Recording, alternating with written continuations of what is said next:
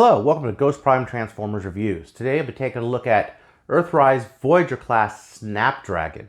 I also want to give a quick shout out to Patriot Prime for finding them in store for me and shipping them on over so I could review them. Thank you very much, I very much appreciate it. This guy is fantastic.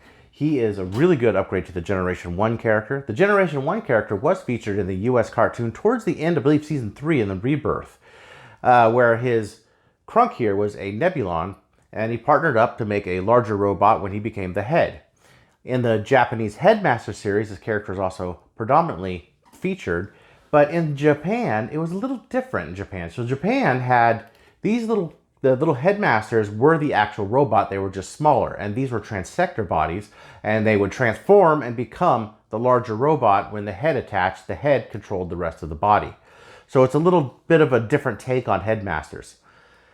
He was also featured in the comics, and he is a really nice figure. This is a really nice representation of him. It's interesting that Earthrise is not just about Earth vehicles. This is obviously a Cybertronian. There are some things that I would change a little bit on him. The head in the dinosaur mode is a little wonky. It fits in really tight, kind of hard to get in there. Otherwise, I think this is great. His joints are super tight. He's super detailed, super detailed. His plastic is nice. It's not that translucent color that Ape Face was, and I'm really glad of that. I'm really glad they moved away. Maybe they heard the fan feedback on that because it was quite terrible. There's a lot of Generation 1 nods, throwbacks on this. So without any further ado, let's get to the review. All right, and so here he is in his packaging. You get Transformers up the side, then the Transformers Generations logo, Takara Tomy, the Decepticon Snapdragon name, Earthrise logo. On the side, you have some more of that gorgeous looking box art that Siege and Earthrise are both known for. I mean, just really nice looking here. Getting close, they even managed to give just a lot of expression to this picture with the hand and the way he's looking at the glowing red eyes. He definitely looks menacing here. These are very nice. On the back, you do get, of course, the production renders of the robot mode, Krunk in his little headmaster mode here. Now, what's interesting, on Hasbro Pulse, it actually calls him Krunk. It doesn't call him Krunk anywhere in here. You see, he actually could be pilot the ship mode, and here's the dragon or dinosaur mode, and there's the ship mode. There's the Earthrise artwork on the side of the packaging here. And the top, there's a Decepticon logo and War for Cybertron, and what looks like Galvatron flying out into space there. And of course, inside the package, you do get the instruction sheet, and it is done in a matte finish with the nice bluish tone here. And all the instructions are very clear on how to transform every little bit of this.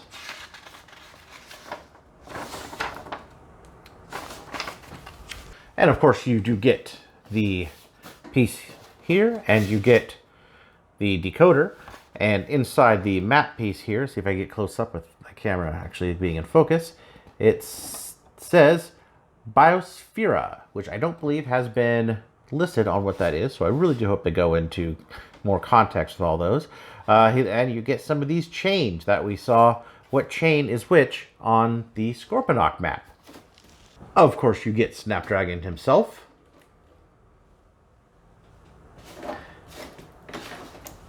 And his two guns, which are done in a nice purple color. All right, let's start off with a close-up of this guy. So as you can see, he's got some really nice detailing going on. It's kind of all the way down, just really good details on him.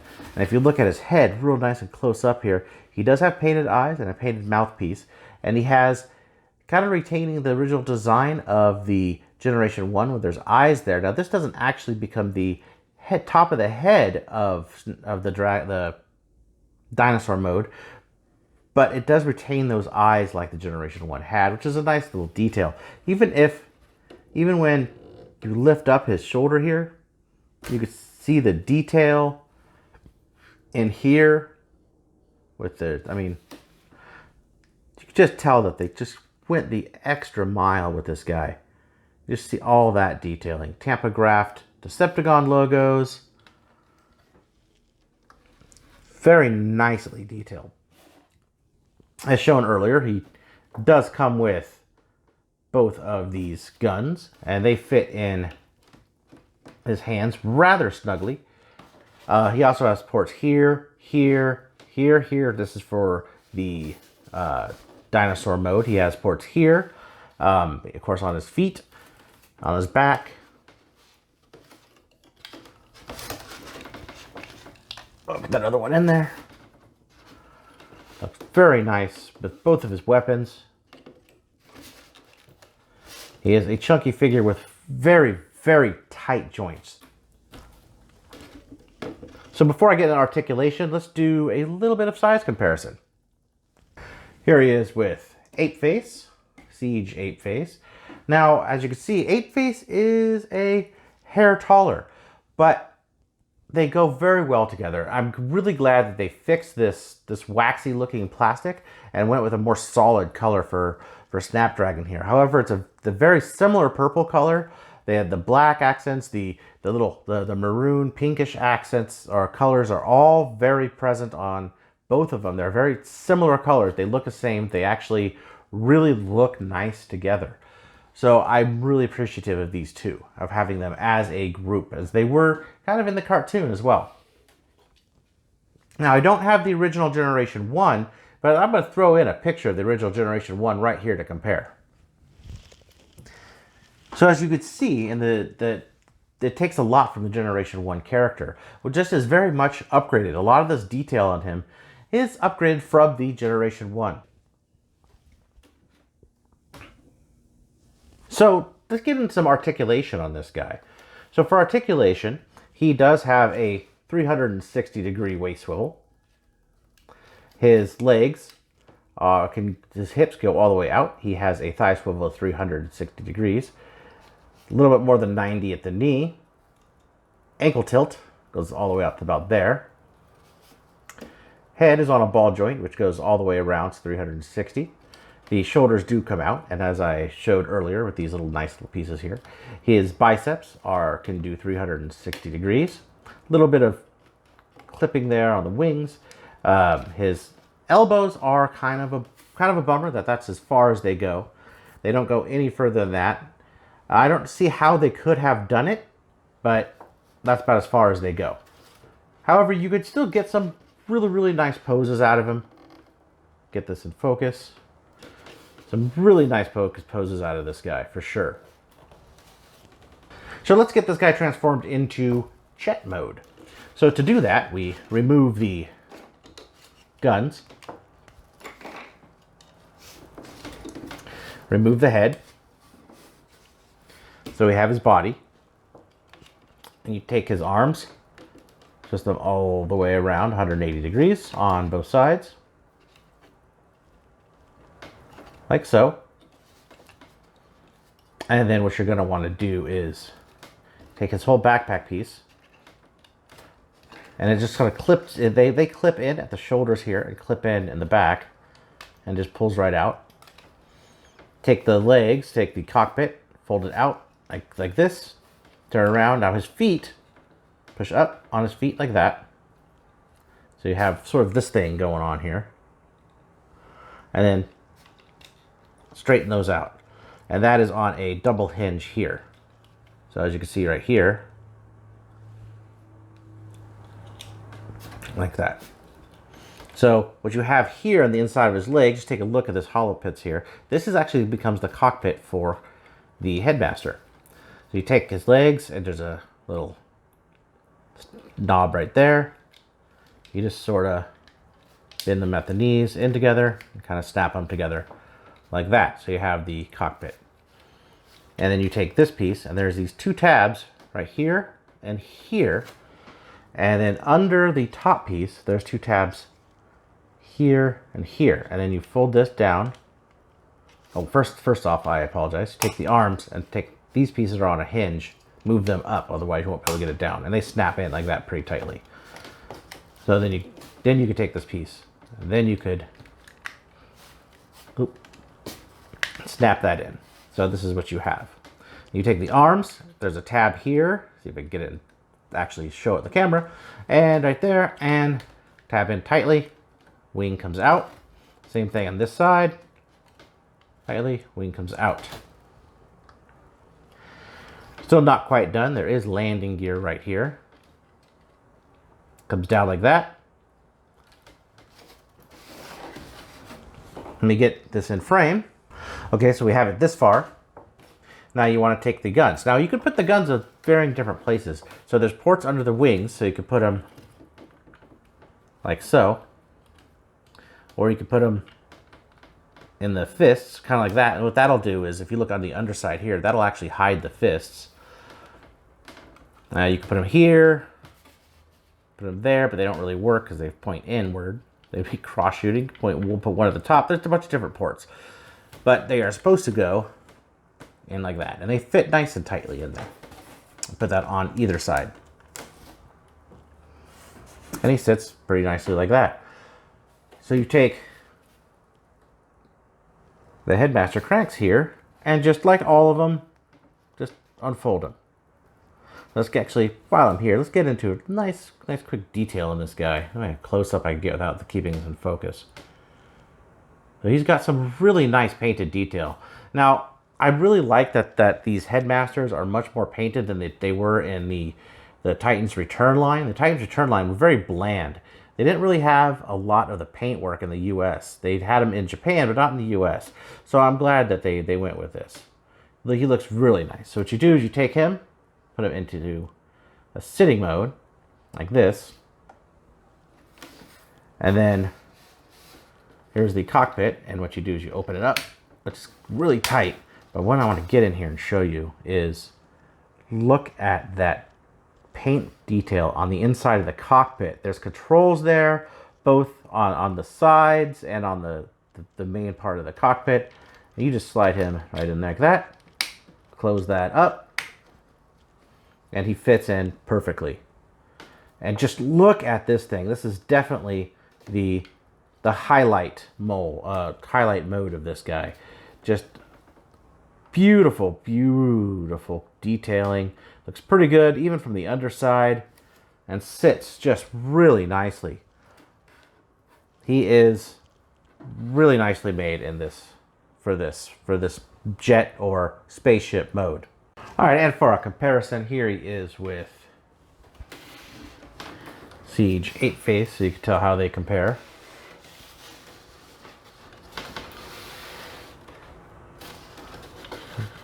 Snapdragon is definitely the stronger of the two here.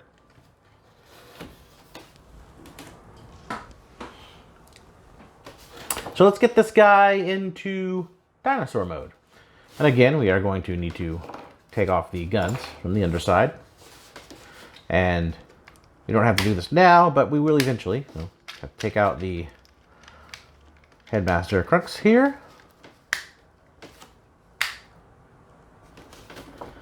And so the first thing we're going to want to do to transform this is put up the landing gear and unpeg the wings or arms. And we're going to want to actually unpeg this whole section here. And then turn it around, and you have this section right here, this chest piece. This pegs in very tightly, and you see the arms under here. Very tightly, and you just kind of, this might need a little bit of force. At least it does for me. There, pull it like that, and that opens up. And you have these arms, get these out of the way so you can see it here. You have the underside, inside here, you have the arms. So you want to pull these out like this, so they get them out of the way. And then here's where it's kind of weird. So you see there are these two pegs here and here, and there's two pegs on the underside, which under here, black on black, it's hard to see, but they're right there and there. And then those, you move this kind of like that, so you get kind of let's see, like that. So it's kind of at an angle. Now they don't actually stay on mine really well. They just sort of sit in there. It also likes to separate the legs a bit. So it's kind of fiddly. This is the one thing that the dinosaur mode is kind of lacking on this one. So you want to take this piece here, the cockpit, and move it up. Now what's really neat is the feet. They actually have a hinge to accommodate for this fuselage becoming the tail. So this piece is sort of loose on here, and there are tabs on the inside. So you're going to want to just press that in. And here it snap. Now that tabs into place really well. Take the legs, move the legs around, flip the wings back. You have here with the robot fists become the claws or the feet to the dinosaur. So do the same thing on the other side. Put that around. Move the arms down here and make sure it's in focus. Open that chest piece here, turn the dinosaur head around and open it up like so, and close the chest piece. So you have this so far. So now what you want to do is you want to take the headmaster here and move his arms up like this, which now I didn't find this out till later. These pieces here become the eyes. So you see the eyes are hollow. Let me get this in focus and see if I can do this. This is actually very difficult to peg in. So you see under here, get the light in there. It's got a peg hole right there. And it's very difficult to do. So I'm going to try to do it on camera, but I may have to cut it. There we go.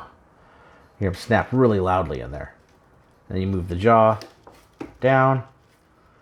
I kind of like this.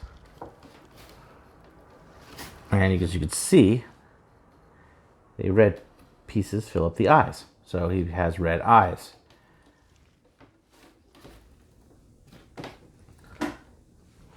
And actually, Patriot Prime is the one that pointed that out to me. Thank you, buddy. All right. So, guns go on the back. And you have the completed dinosaur mode for Snapdragon, or Dragon, maybe, if you want, if you so desire.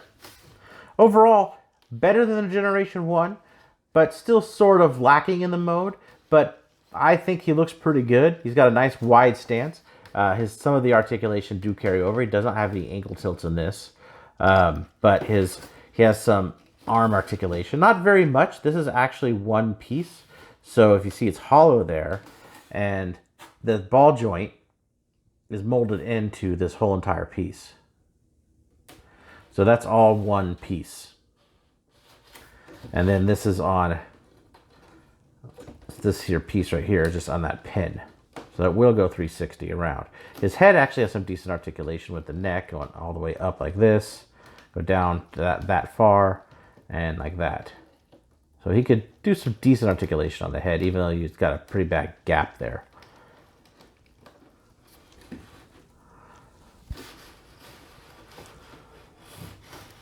Although one thing I do find interesting, that he has the arms, what look like the arms of the Generation 1 Headmaster Krunk's figure on the head. I think that's an interesting little throwback, I think, that they have to this. Kind of a little Easter egg. So let's get to some comparisons in dinosaur mode. Here he is with 8-face, so you can see how they kind of stack up together. Again, they look actually really nice together, even though this figure is less than great. It's still, I appreciate it, but I still definitely don't like it nearly as much as this. They knocked it out of the park with Snapdragon here, for sure. So for some final thoughts on this guy. So Voyager class Snapdragon. He is a really good figure, and if you have 8-face, I highly recommend him. They look fantastic together, even despite 8-face's weird, translucent, milky weird plastic, waxy plastic that he has. This is a very nice update to the Generation 1. Very tight joints, minimal hollowness. He has some pretty decent articulation, other than, say, his elbows here. And he looks great next to all the other Siege and Earthrise characters on the shelf. So I highly, highly recommend this guy. I do take off a couple points for the head being really hard to get into the dinosaur body. But other than that, other than some fiddliness on the dinosaur, there's really not much to complain about with this figure. I highly recommend it. So please, if you like this video, hit that thumbs up button.